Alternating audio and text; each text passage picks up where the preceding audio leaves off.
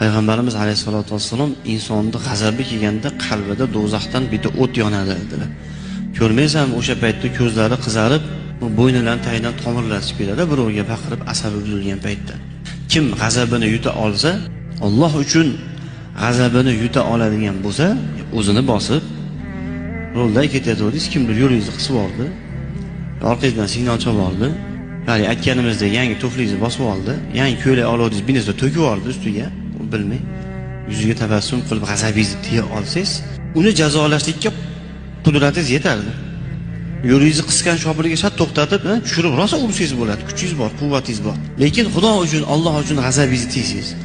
yoki mana dasturxonda o'tirib bittasi choy to'kib yubordi. Kiyimingizga choy to'kib yubordi. To'yxonadan olib chiqib rosa ursangiz bo'ladi, kuchingiz yetadi. Lekin Alloh uchun yuziga qarab tabassum qilib, Xudo uchun g'azabingizni yutdingiz, yuziga qarab bitta kulib qo'ydingiz. Ziyorat olmaysiz. Kim mana shu ishni qiladigan bo'lsa, mala Allohu yawmal qiyamati qalbahu rizon. Qiyomat kunida Alloh taolo o'sha bandani qalbiga rizoni to'ldiradi dedilar.